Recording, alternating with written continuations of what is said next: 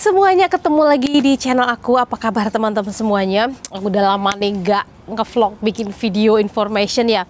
Nah oke, teman-teman, aku mau sharing di video aku kali ini tentang pembuatan KTP Indonesia ya.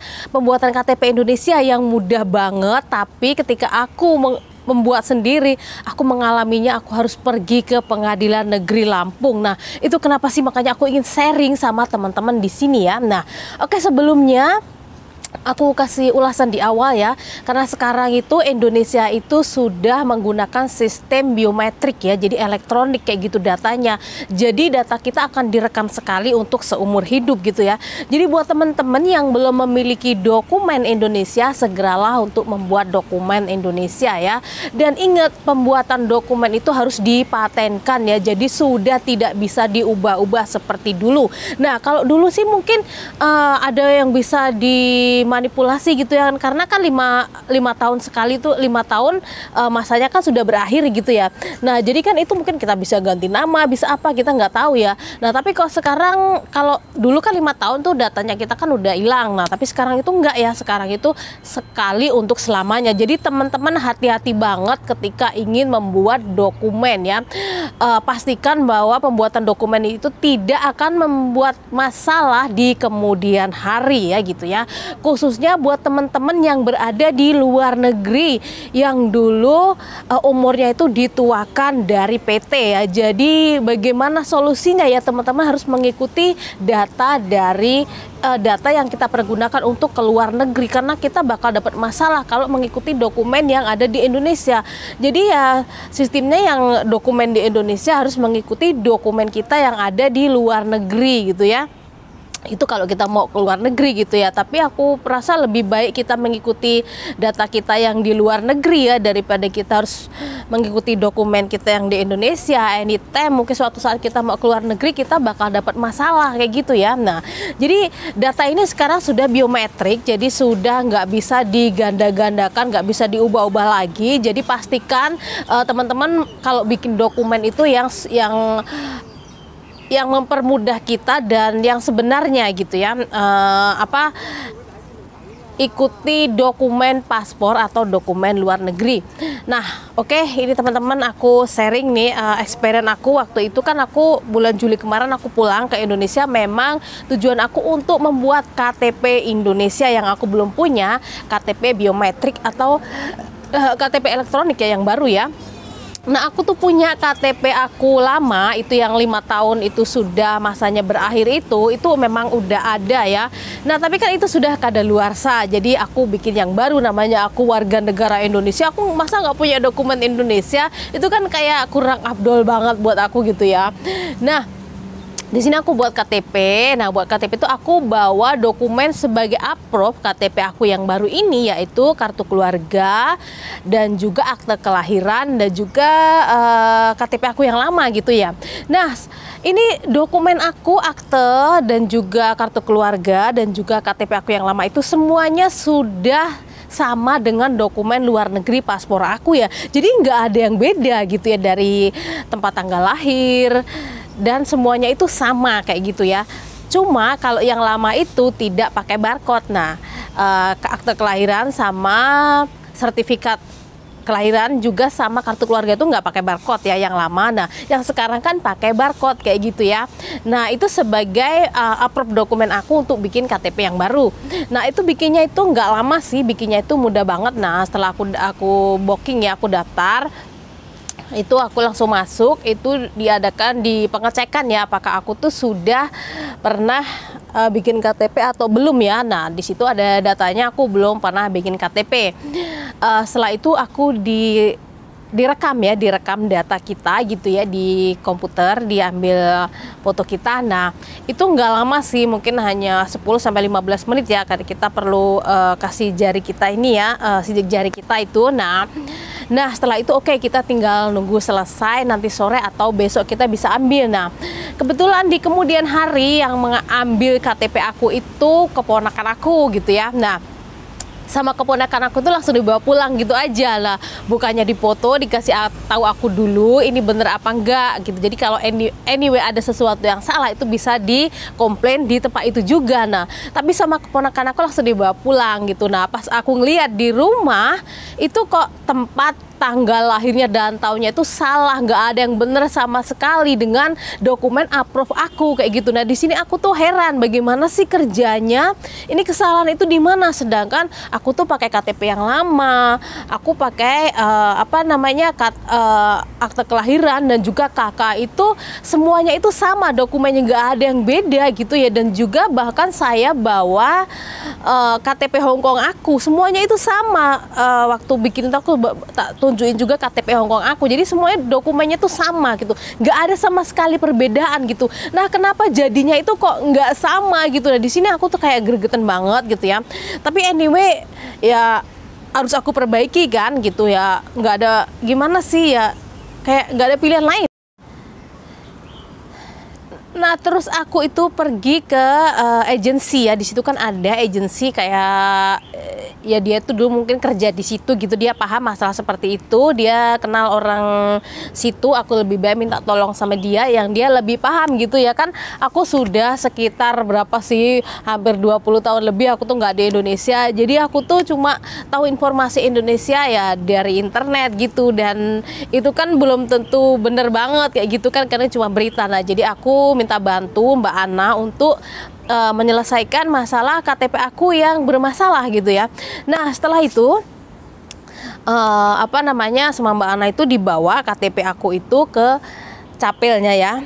Kalau ini adalah salah, itu dibawa juga yang approve dokumen, yang aku dokumen kayak kakak, kayak kartu keluarga gitu yang belum ada barcode-nya ya gitu. Kalau sekarang kan ada barcode-nya. Nah itu sebagai approve-nya lah anyway gitu. Kenapa ini bisa salah? Jadi ini kesalahan itu memang yang melakukannya itu adalah dari pihak kantornya ya, dari capilnya gitu ya.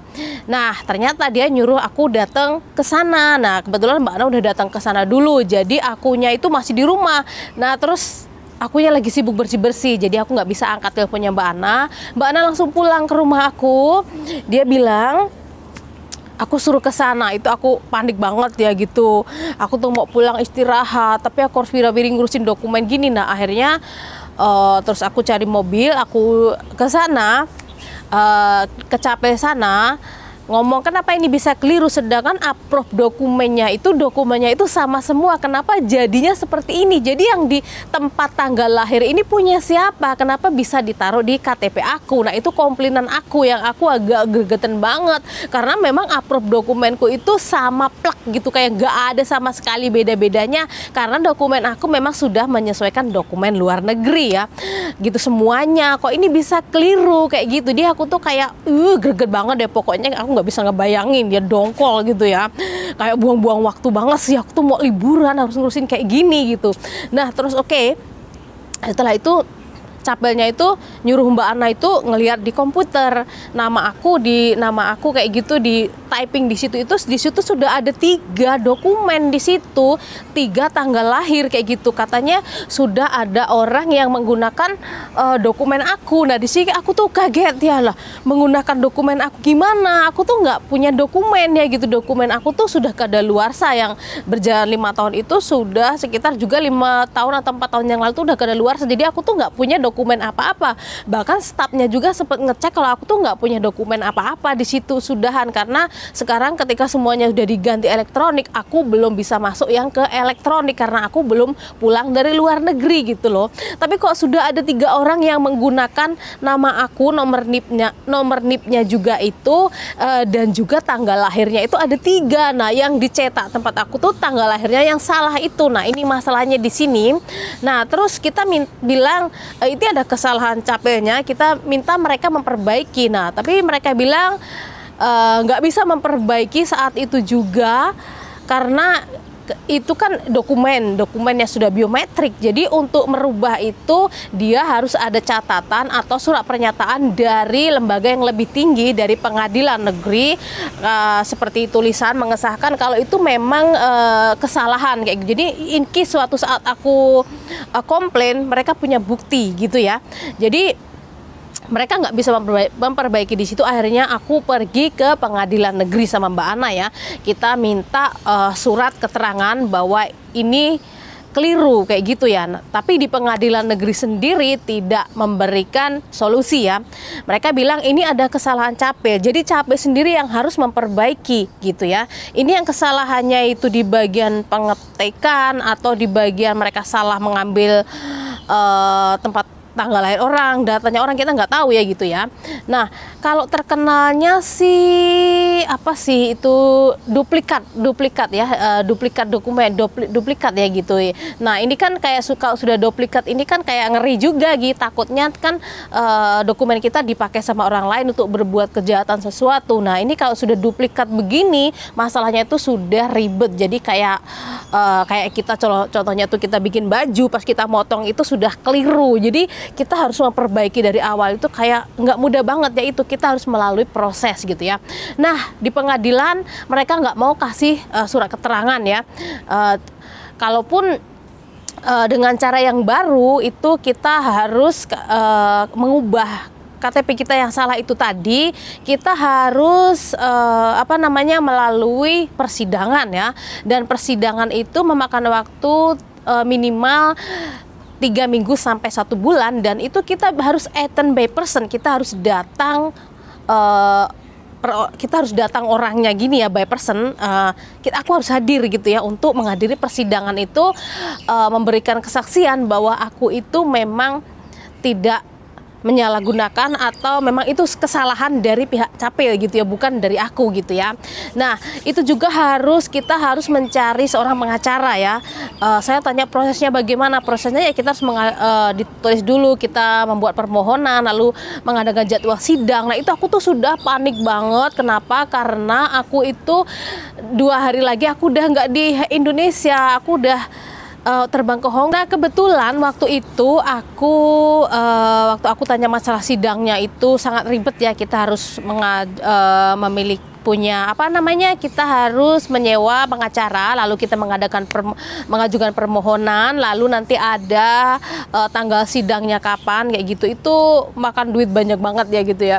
Aku juga nggak tahu ya gitu. Itu perlu banyak dana gitu ya. Tapi anyway itu masalah dokumen ya. Kalau masalah dokumen itu menurut aku tuh penting banget gitu ya. Nah, terus abis itu aku tuh bingung banget ya. Kenapa? Karena 2 hari lagi aku tuh sudah nggak di Indonesia, aku udah terbang ke Hong Kong. Nah, bagaimana aku mau menyelesaikan sidang dan sebagainya, itu aku sempat panik ya gitu ya.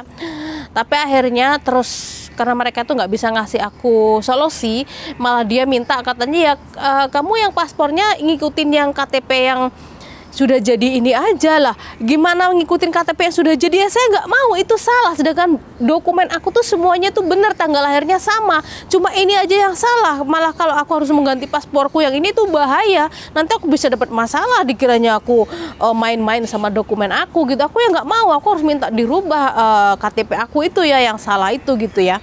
Nah, setelah itu mereka tetap ngotot katanya harus melalui persidangan karena sekarang itu KTP aku tuh udah online gitu, yang biometrik ini udah online. Nah, ini kan aku kayak ngeri banget kayak gitu ya, kayak nggak matching sama paspor aku kayak gitu, itu kan ngeri banget kayak gitu ya. Nah, terus abis itu inisiatif aku apa sih? Inisiatif aku lebih baik nggak punya KTP terlebih dahulu ya, daripada ada perbedaan data sama dokumen luar negeri aku. Jadi aku pergi karena dari pihak pengadilan nggak ngasih aku solusi ya, kecuali suruh sidang tadi itu, dan aku tuh nggak ada waktu gitu ya. Nah, akhirnya akhirnya aku pulang ke capil lagi. Aku bilang sama capilnya, mereka nggak mau, Mbak Ana bilang sih ya, agensi gitu, bilang kalau ini dari pihak pengadilan negeri itu bilang kesalahannya capil, jadi capil yang harus ganti. Mereka sekarang nggak mau ngasih surat keterangan bahwa itu adalah kesalahan capil, mengesahkan untuk dirubah dengan tempat tanggal lahir aku yang benar gitu ya, sesuai approve dokumen gitu ya. Nah, jadi ya udah, kecuali suruh sidang itu tadi gitu ya. Akhirnya kita pulang, terus aku bilang sama Mbak Ana, kita lebih baik diblokir saja KTP aku yang sudah jadi ini, karena itu salah gitu ya, nggak sama dengan paspor aku. Jadi aku minta diblokir KTP aku. Nah, tapi terus tadi Mbak Ana sempat bilang, karena tadi dari kejaksaan bilang katanya ini adalah kesalahan CAPE, jadi CAPE sendiri yang harus ngerubah. Akhirnya Pak Lukman itu yang bikin KTP, dia mau mengganti ya, jadinya memang kesalahan mungkin dari mereka gitu, kita nggak tahu juga gitu ya. Yang jelas itu nggak sama dengan approve dokumen aku gitu ya, dan aku nggak mau menerima gitu, karena itu adalah bencana buat aku tuh. Kalau perbedaan dokumen itu menurut aku tuh bencana gitu ya, aku nggak mau gitu ya. Akhirnya diganti ya, akhirnya bisa diganti. Nah itu teman-teman sharing aku ya. Jadi buat teman-teman yang mau bikin KTP Indonesia itu hati-hati banget. Kalau ada saran dari agensi aku, dari Mbak Ana bilang di saat perekaman itu, nah waktu itu karena memang aku pergi sama keponakan aku, udah di perekaman itu aku sendirian gitu ya. Kalau sama agensi mungkin agensi bisa nerangin gitu ya. Nah teman-teman bilang saja jangan lupa tempat tanggal lahirnya, namanya jangan ada yang salah gitu ya. Jadi biar nanti soalnya kalau udah ada kesalahan itu ribet banget, harus ke pengadilan dan sebagainya gitu. Oke ya teman-teman, sekian dulu sharing-sharing dari aku, semoga bermanfaat. Kita ketemu lagi di my next video, bye.